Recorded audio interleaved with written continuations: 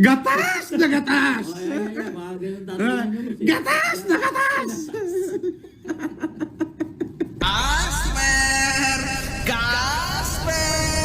Fuck you. Ano, mga gago? Galingan mo pa! Galingan mo pa, putang ina mo! Alright, mga ka-plastic. And this is me again, Big Sir. Right back at it again with another content. Ito ay isang dekalibre na naman, mga ka-plastic. Isang gatas na content, mga ka-plastic.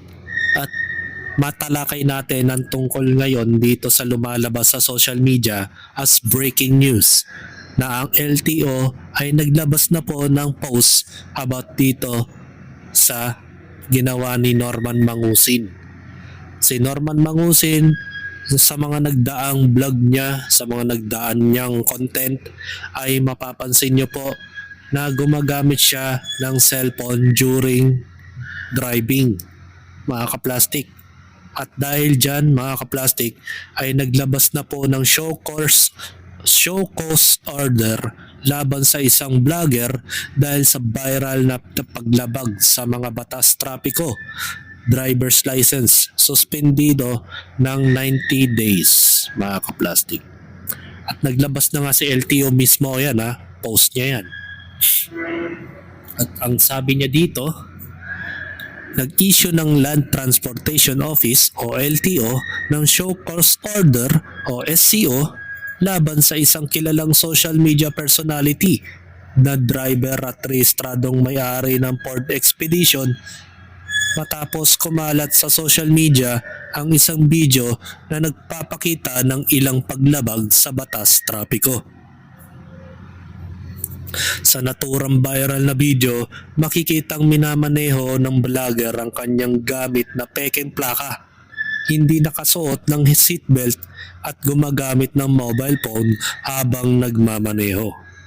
Ang mga paglabag na ito ay tinuturing na distracted driving at nagpapasapanganib sa ibang motorista.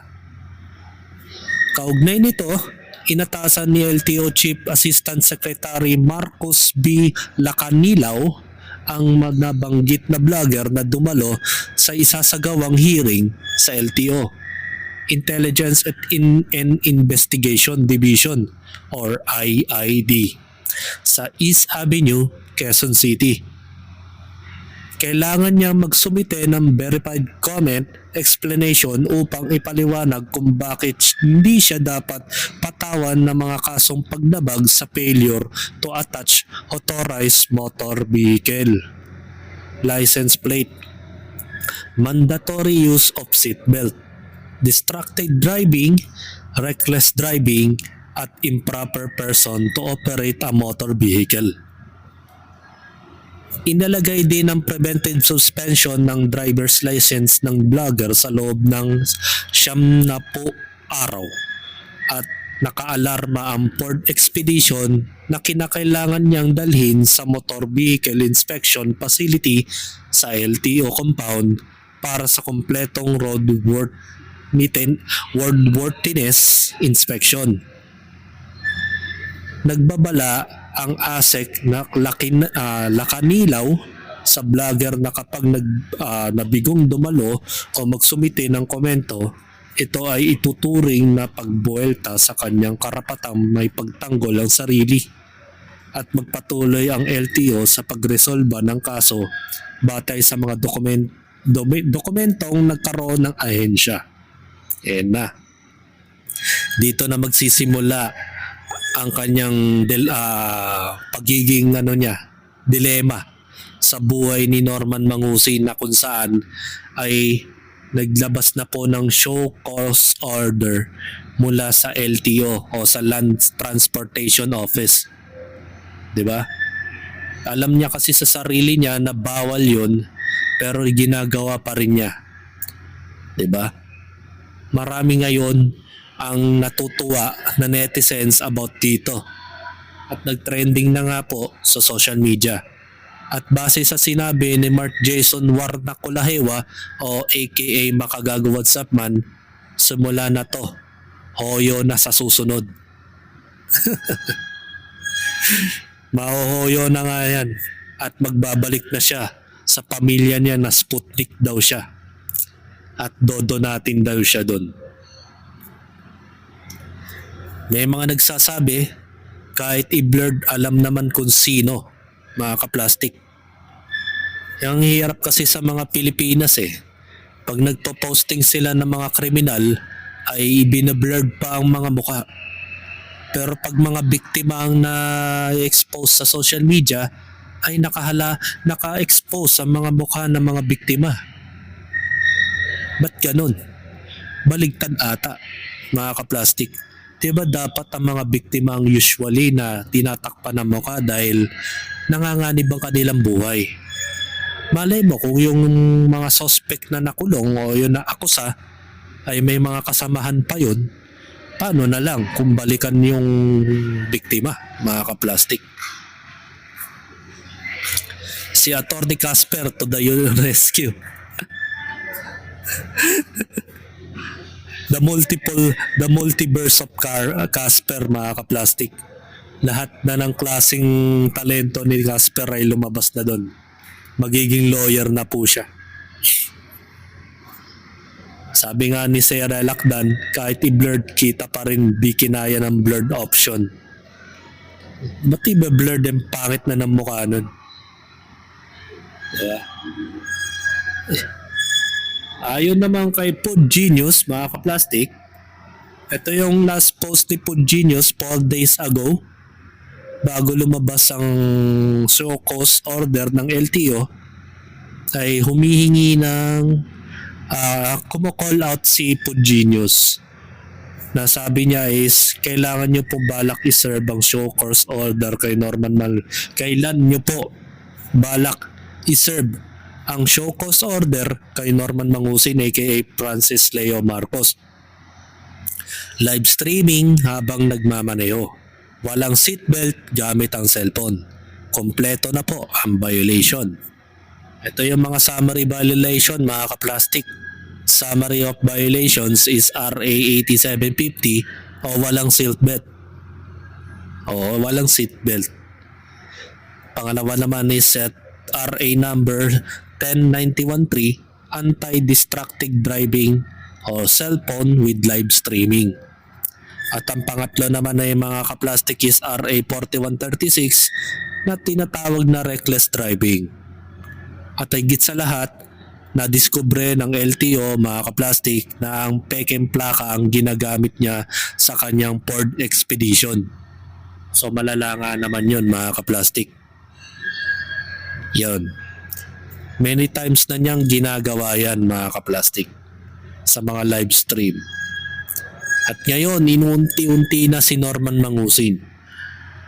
So, tingnan natin yung kalagayan ni Norman Mangusin kung ano ang reaksyon niya sa live stream niya ngayon sa kanyang mismong YouTube account. So, panoorin natin yun.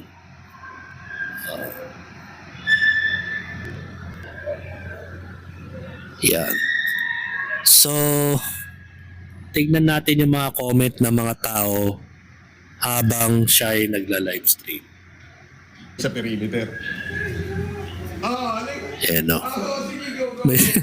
Marami nagsasabi na rito na nade-LTO ka na. Yan. Okay. Ayun, may nagpalipad pa almost $2 yun. Pambili ng ulam, sabi ni DTI Secretary, ha? Okay, go. Marami na nga nagko-comment sa kanyang live stream na na-LTO na daw siya. Pamipicture ka? Ano? Pamipicture ka o maghihingi ka ng bigas? Yun. Baka, pag pinost mo yan, ibabash ka ng mga basher ko. Dami nagsishoutout na LTO. Panoorin nyo lang po yung mga comments, mga kaplastik. Kakasya ba yung 500 pesos na pag may ganon nyo? Check mo page ng LTO, Kulaong. Yung mga nababasa ko Ibili mo na lang ng ulam mo. Tapos LTO. Sigurado, busog ka ron. Sige, Clean-upload comment siya ng LTO eh. Mino, hinahanap ka na ng LTO, kulaong. Okay, go!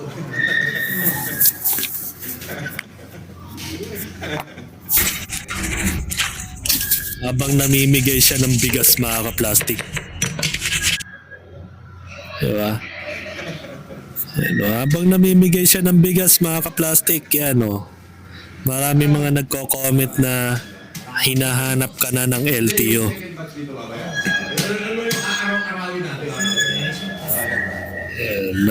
Nag-humanitarian na siya ngayon dahil alam niya sa sarili niya. Pumila rito. Pumila na. Di bali, pipila si LTO sa'yo. May tinas. Tapos pati mga street sweeper, tapos mga lahat naghahatot ng basura. Sanayin natin yan. At least, yung... Hindi, ang purpose dyan, yan kasi, kung tatlo lang sila sa pamilya, apat, aabot yan hanggang Pasko. So, yung mga iipon nila na ipambibili sana nila ng bigas, ay... Ano? Matipid na nila. Ano pangalan nyo? Dinner po. Hener! Ano ka rito? Magkakapicture ka? Sige. Talagang may libre-libre pa si Mang Hener. Dito Mang Hener. Ako na, ang awa. Pogi mo Mang Hener diba? May tanong ako, Tangina mo. yung bang 500 pesos na sinasabi ni DTI Secretary sa pang-Noche Buena ng Pilipino, magkasa ba yun? Hindi talaga. Paano kung bigyan ka tayo sa sakong bilas? Sige, bumuhat ka. Sige, hayaan mo sa pamilya kung anong gusto niya. Pumili ka dyan kung anong gusto mo. Meron dyan gusto mo. Angelica, may Dinorado. Pumili ka kung anong gusto mo. Wala. Sigurado ka dyan. Sige, buhat. Merry Christmas!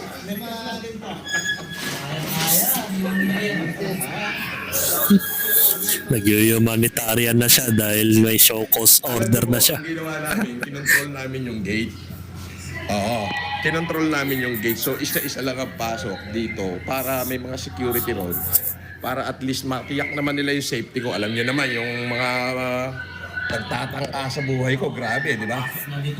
Talaga ba? Napasukan na tayo ng... napasukan na tayo ng hindi maganda. Kaya naman... kahit pa paano ay kahit pa paano ay maging safety man lang.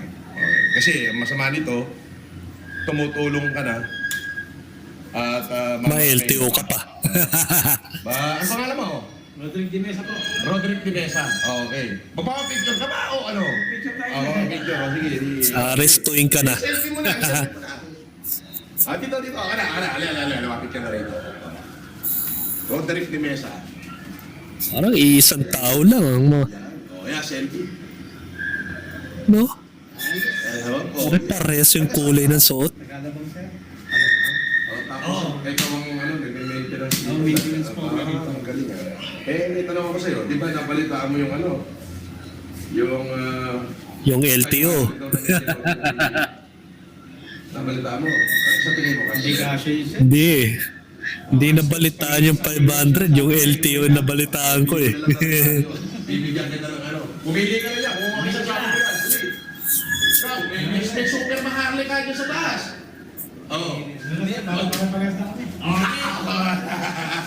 Thank you po. Maraming salamat po. God bless po. So, that is the very reason bakit isa-isa yung pasok is yung akin home safety. Talaga nga lang sa totoo lang, sabi ng aking pamilya, ako ay Tinakwil mo na nga yung pamilya mo eh. Anong sinabi ng pamilya? Mag-calm down. Pero, saan nyo naman ako ilalagay? Ito yung aking passion, di ba? I can do it myself. So, let's do it in a very smooth and proper way.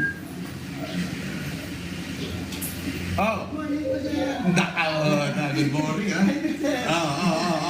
Ano pangalan mo? Joseph, Sarmiento Basilonia po, sir. Ang haba, parang ano to, isasali sa tawag dito? Talent. You got talent. Talent ka ba? Bentalit ka ba?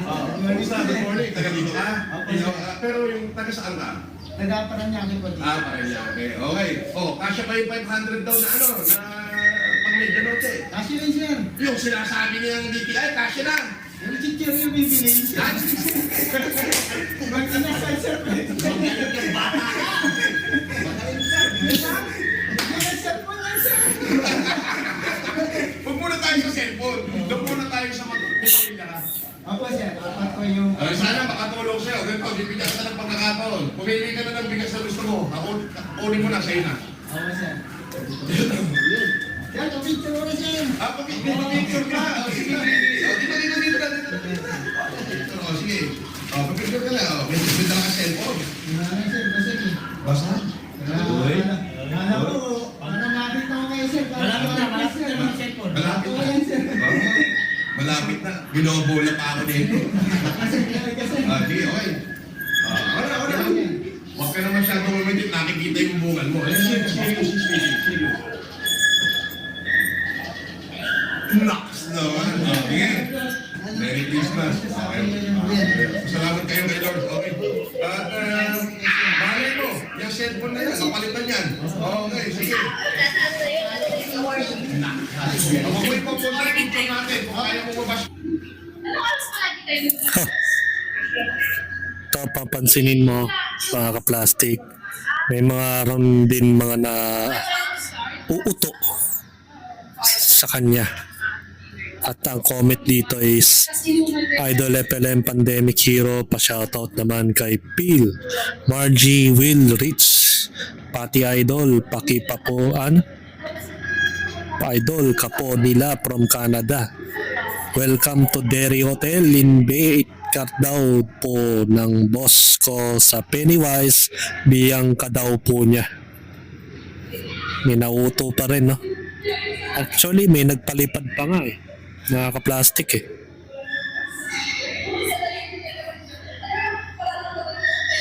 Yan.